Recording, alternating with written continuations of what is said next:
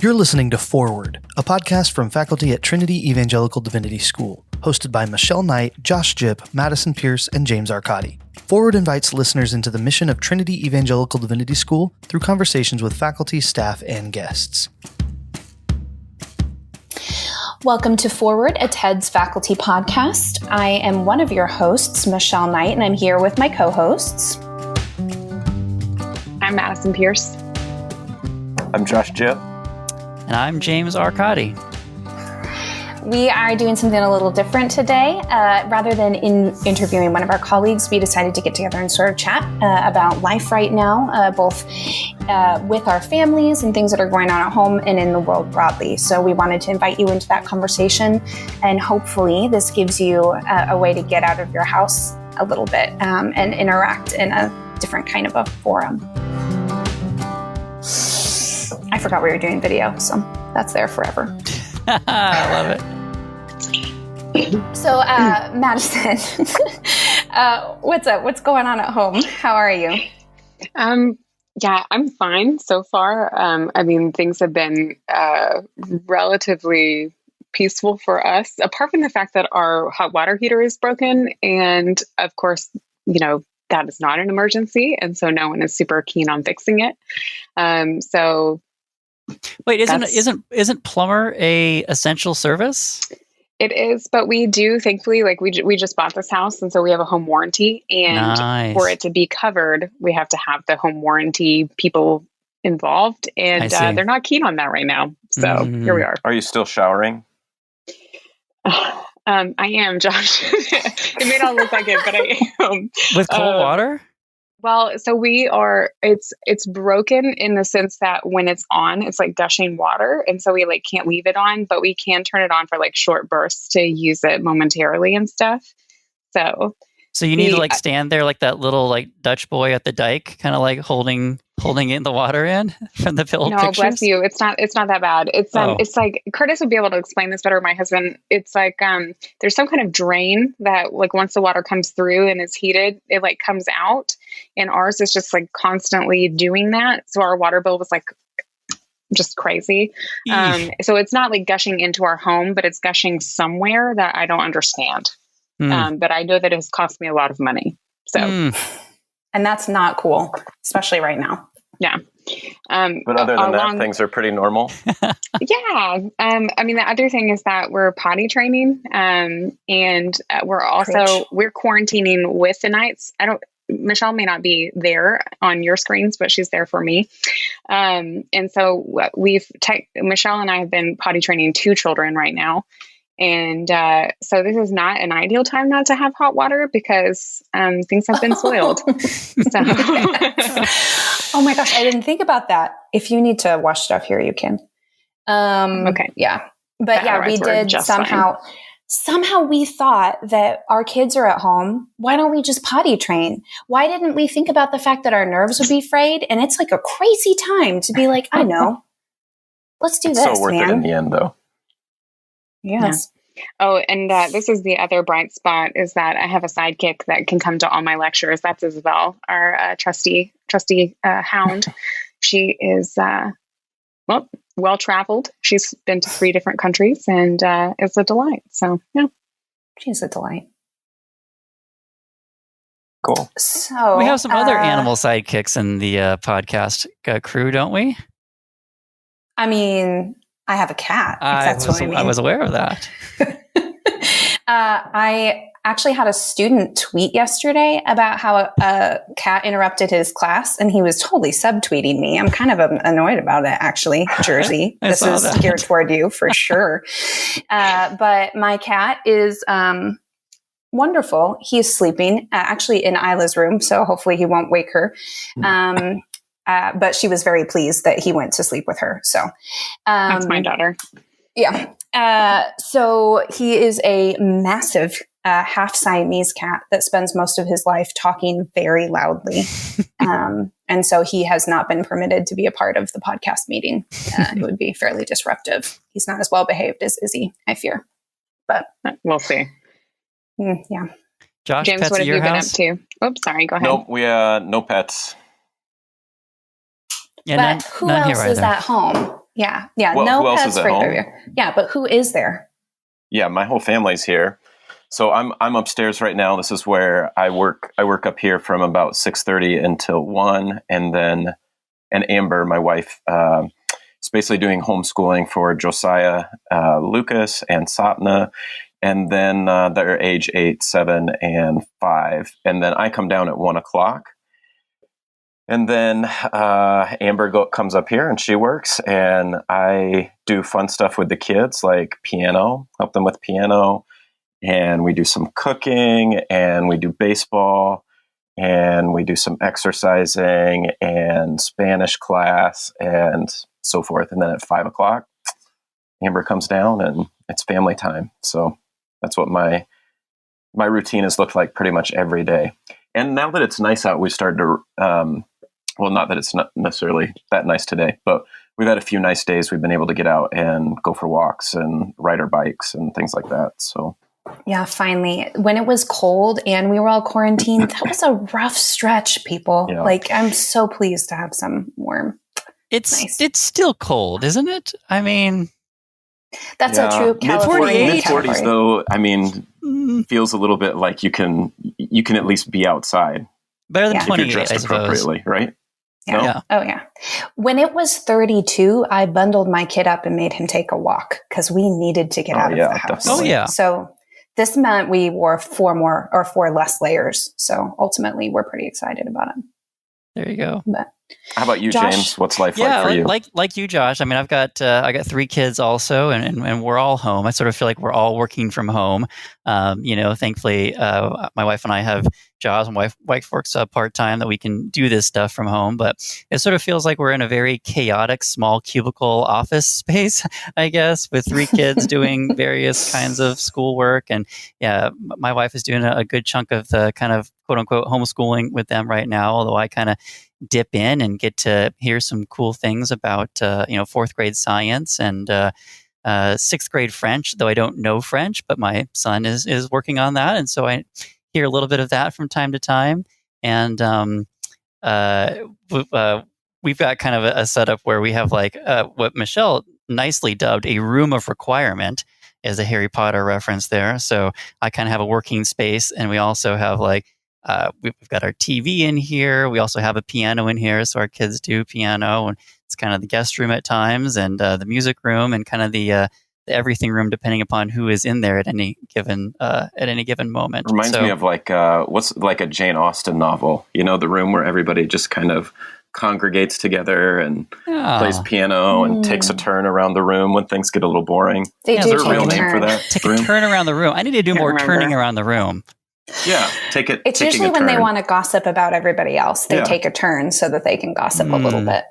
I think my taking a turn around this room would just be me spinning in one little circle. They are usually in great rooms of some kind. Yeah, right. I need more tapestries, perhaps, on the wall. Truth. Yeah. So we've all been getting used to the new reality of finishing out our classes online. How has that been for all of you? I mean, we're only 1 or 2 weeks into it now, but what's been your experience so far? I've been kind of surprised by how exhausting I found it. Here's why. Because I'm a millennial. Like, I dig my tech. It's not hard for me. It like the switch over, it took some thought, but it wasn't too hard to like execute. But just like the drain of doing things differently all the time and like having to fight with Comcast about my internet and things like that. I think I was just surprised by how much just doing things differently would be a weight. And that's something the students have been articulating too. It's just everything's harder. Everything's different. And plus everybody's carrying extra anxieties and extra weights around anyway. So that's kind of exacerbated by these other complexities of the medium. But so yeah, it's been fine. We've actually had fairly effective classes, I think, for me at least, in that setting. It's just everybody's tired, man. And we're just trying to figure out how to like faithfully do school when it's not as fun or as easy as it was a couple weeks ago, to be totally honest.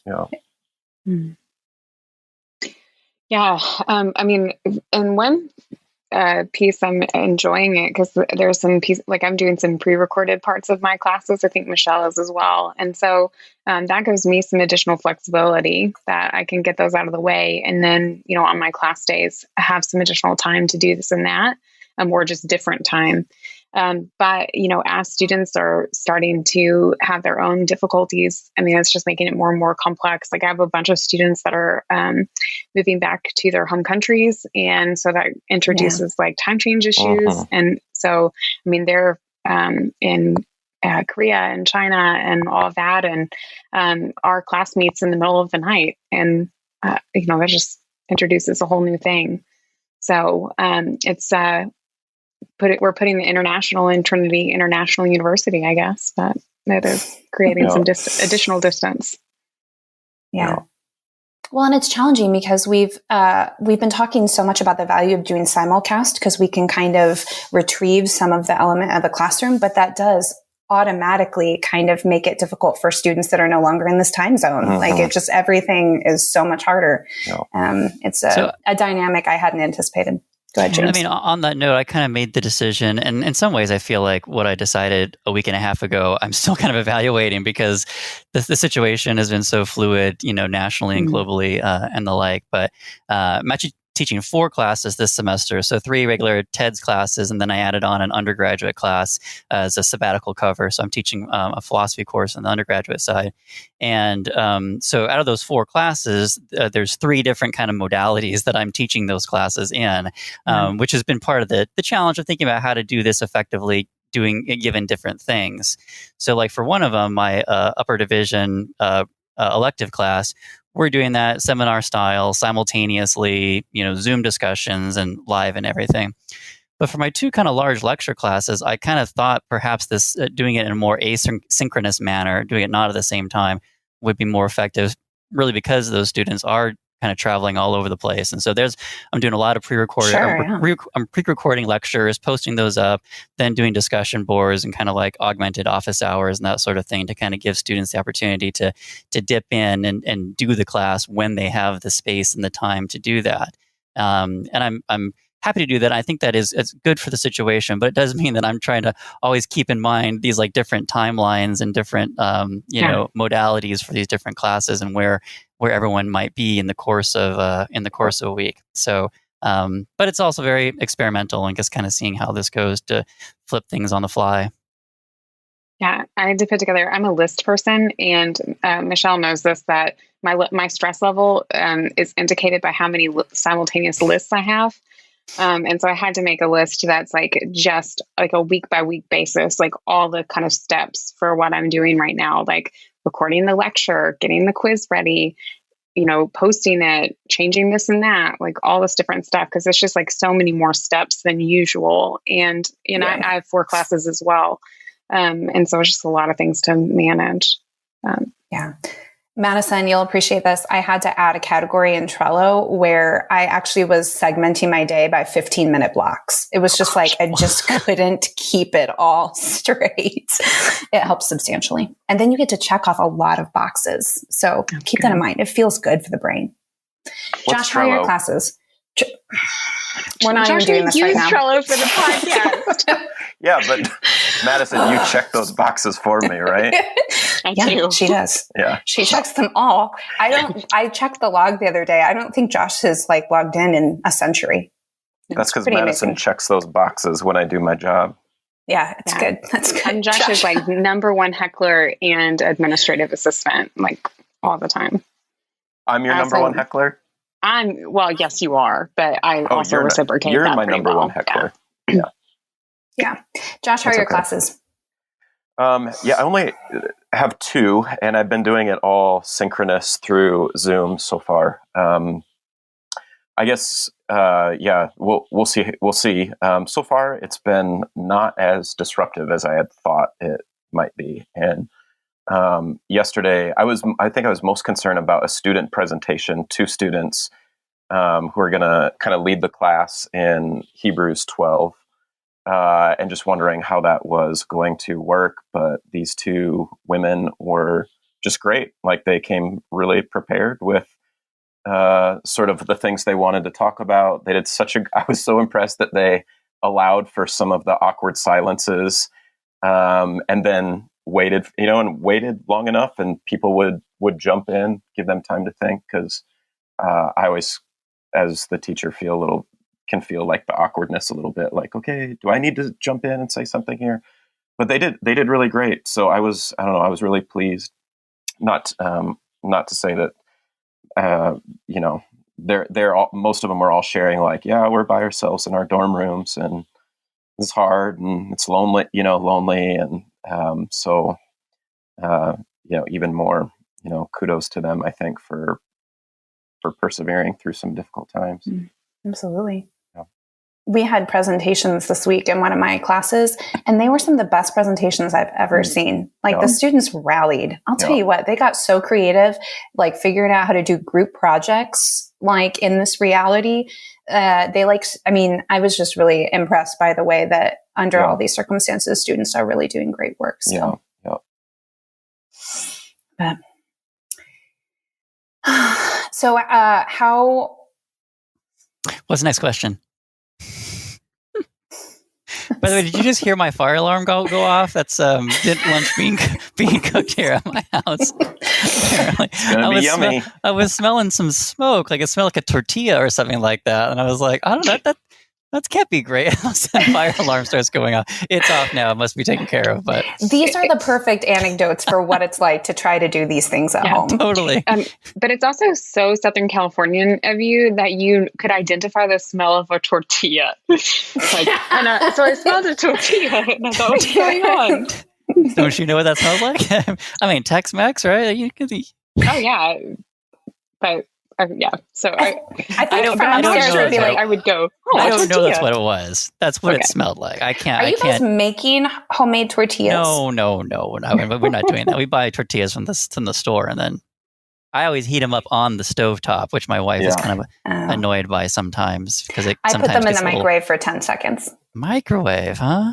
Yeah, on the open flame. That's what I like. I'm like you, James. Yeah. Wow, I feel so unrefined right now. It gets like the little brown, light, crusty. Yeah, but I'm like trying to keep a 2.5-year-old from burning his hand off at that point in the day. You know what I mean? Like, I don't have time for open flame if I don't need open flame. I'm not really allowed to use fire unless I'm just a smidge uncoordinated. You know what I've never told you guys about? I burned down our machine shed on our farm. What? Yeah. Just thinking about fire. We'll talk about it another time, though. No, we will absolutely talk about that right now. Seriously, you're going to have to tell us a story. How old were you, Josh? Was it yesterday? 26. So it wasn't that long ago. That's more than a decade ago. I'll tell you guys another time. It's not really that great of a story. But you did burn down the machine shed. I was involved in it, yeah. What else was involved in it, Josh? A wisecracking owl? So, okay, the quick story is I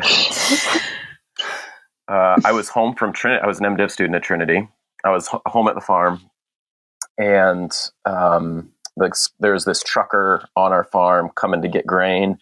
He comes in the house and he says, you got a little grass fire over here. I've been, watering it down with the hose. It looks like it's out, but you probably better go back and keep your eye on it. And so I went back and, put some water on it, maybe for like 10 minutes. It was super boring. It was like, I got reading to do. So I went back in the house, totally forgot, about like this dry season grass fire. And next thing I see, there's these people on our farm that are like driving cars and tractors that belong to us away, like onto our lawn. We have this huge lawn. I go out and I look, and the entire machine shed is like it's a huge building, is just up in flames. And so I called my dad, and my dad came home. The whole fire department came out, completely destroyed. And that's so I didn't start the fire, but Josh, chose did you reading over Yeah. making sure everything was okay on the There's a farm. lesson there somewhere. Yeah. That's really on brand for you, Josh. Like everything about that. It's really what? On brand. On brand. Hashtag. Agree. What does that mean? Fitting? Yes. Yeah. Mm-hmm. But my dad, he was like, no big deal. Did you have He's like a "It was barn time to raising and a spruce barn up the dance farm afterwards? Anyway, this just gives Is that a me a thing? chance to do some, or whatever. Amber was actually back, and she's like, "Your family's crazy," sort of That like. sounds right. We were taking, Is your family taking going to watch pictures this on all and the the neighbors burnt going to up get in trouble? machinery and stuff. But anyway, If we're not in trouble with Josh's family already, I'd be shocked. Based on Amber may not be in trouble with him yet. Oh, that's true. He just threw my her under the dad's not bus. going to get mad at me for burning down a machine shed. I don't think my parents are going to get too upset about little jokes about tuna casseroles. Fair enough. Fair enough. So tell me this. Are you guys spending much time kind of with your families processing kind of the events of the world and those sorts of things going on? How are you having those conversations? What are you wondering about? What are you thinking about? I find myself kind of just trying to focus on the everyday. And every now and again, I realize like there's major issues that I just need to sit and process. And I haven't spent a lot of time processing. Are you guys going through that same kind of experience? Yeah, I think, and I can only, I only speak for myself here, but I don't want to make it, I don't want to be too preachy or whatever, but there is an element of just thinking about Jesus' teaching in the Gospels about him providing for our daily needs and seeking first the kingdom and his righteousness and having really not knowing what, tomorrow holds. And again, we're not going through major suffering, but also realizing like we honestly just have no idea, when the world's going to go back to normal, if it ever will go back to normal, what will be our losses, that will come out of this, whether they're economic or, whether they're health related or whether they're just recreational in terms of things that we enjoy.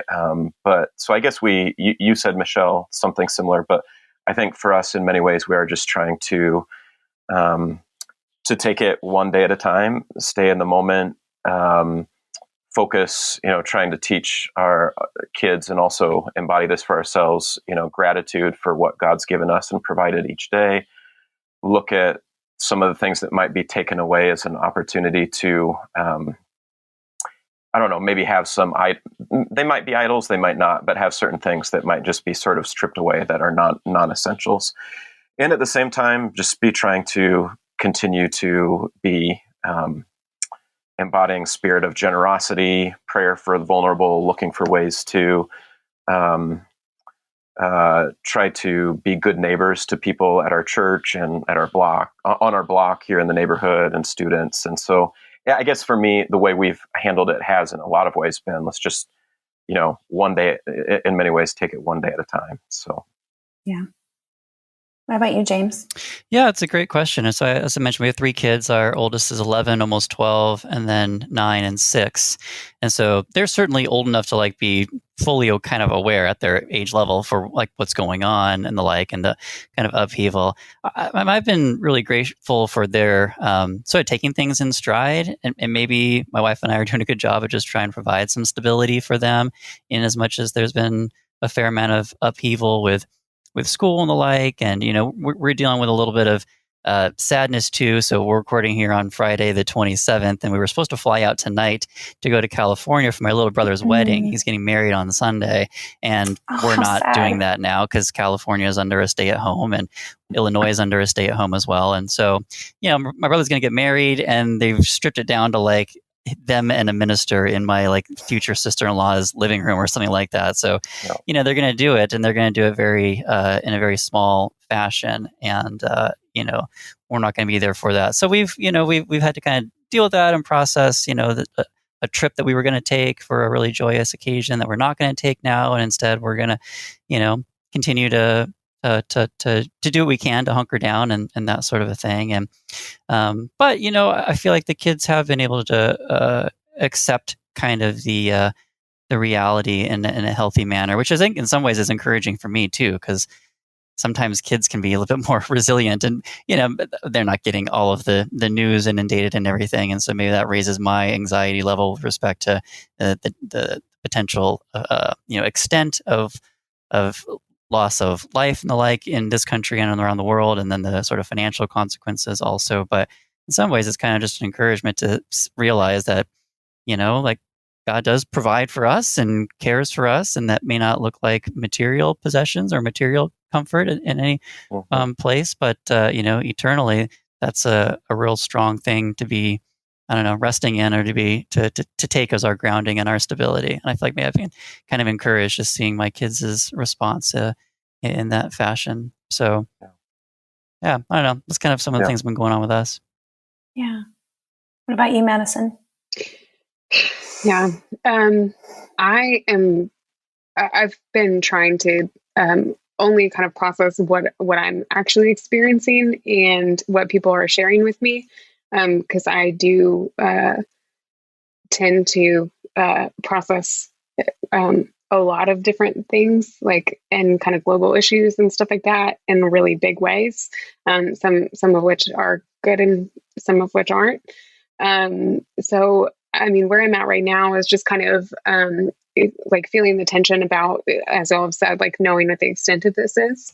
And kind of knowing that if it's as bad as some people think it will be, that, this is going to take something or someone's from me. And I don't know what that's going to look like yet, but I know it will be substantial. So it's just about kind of watching out for our family, some of whom are in really vulnerable positions. And limiting some things that we've already lost that are more minimal compared to, other things. Like our daughter was going to be baptized on Easter. She probably will not. I'm sorry, Madison. No, it's okay. I have a new niece, which is a wonderful gift. She was born on the 11th, and we were planning on kind of trying to find us a trip, a place to, or a time to like sneak down there and see her, and that's clearly not going to happen. And like our trip, a number of trips and things that we were really looking forward to have already been canceled. So, those are, again, like really minimal compared to what could be on the horizon. But I'm processing and hurting for the people around me that are in much more difficult places than we are, and trying to, to serve them well, and to be present, but not to wallow.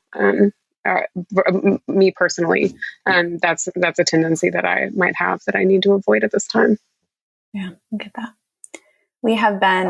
It's been, like you have noted, like we recognize in some ways we have this, we were set up well for this to work. Like Kenyon and I both had jobs that like we could work at home and stuff. So as we got into this, we kind of realized we had a very comfortable kind of stunt ahead of us. Obviously, we're giving up a lot and there's a lot of things, but we were kind of struck initially by like, this isn't going to be too terrible for us. We're really lucky. God's been really gracious and we're going to be okay. But as we went farther, like we're starting to feel some of the losses of this time. Like my grandma actually is in hospice and has stopped eating and will likely die within the week. And we will not be able to see her.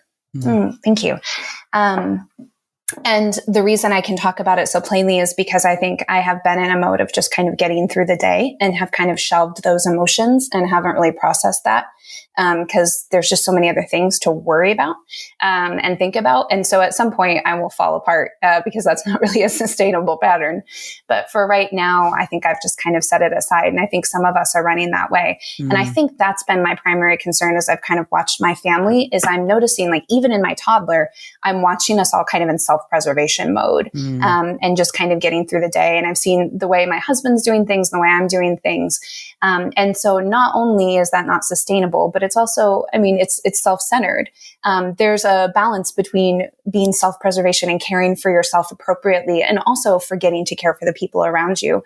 And we've just been kind of sensitive the last couple of days to how much even the choices we're making about, for example, not processing this fully are ultimately a little bit selfish, because at some point it's going to keep us from being able to care for the people around us if we're not taking care of ourselves as well. So it's just, I've kind of noticed how much all of us can become just like, we just got to do our own thing. We just got to get through, as opposed to like really making sure that we're being responsible citizens of this world, of the kingdom, and caring for the people around us. So that's kind of what we've been struggling with, making sure we're caring for ourselves, obviously, but in such a way that we can continue to disciple people, which is hard enough in this time, especially like in a job like ours. So much of our job is about caring for other people and guiding them in this time. And so like, we got to be put together enough to help people and give them guidance when we don't really know what's happening, and we don't really know what's best either. We all have a big job to do. There's no question about that. It's been really good to kind of spend some time talking to you guys, finding out what's going on and recognizing we're not alone, and kind of struggling to make sense of some things, and noticing that our patterns are different, but also, you know, being grateful for how God has cared for us. So thank you for having some space to kind of chat about that. We want to take a minute to thank our listeners for jumping in even to this kind of new medium, and caring enough to kind of listen in and see how lives are going. We care deeply about you, and we are grateful that you chose to join us today. And we hope in some way you felt like you were here with us having a conversation. We hope that you'll stay up with us on social media and some different places so that we can keep track of what's going on in your lives. It was great to be there. Thank you, Curtis, our producer, for the hard work you do to make this work. And thank you to each of my co-hosts for being here with us today. I'm Michelle Knight. I'm Madison Pierce. This is Josh Jip. And I'm James Arcadi. Have a great day. See y'all. Bye. Thanks. Forward is a podcast hosted by faculty at Trinity Evangelical Divinity School. You can subscribe to our newest episodes on your preferred podcast app or at forwardpodcast.com. Be sure to follow us on Twitter and Facebook at Forward Podcast to get updates and additional links to content. Trinity Evangelical Divinity School is located 25 miles north of Chicago, with extension sites across the country and online. Trinity educates men and women to engage in God's redemptive work in the world by cultivating academic excellence, Christian faithfulness, and lifelong learning. You can find more information at teds.edu.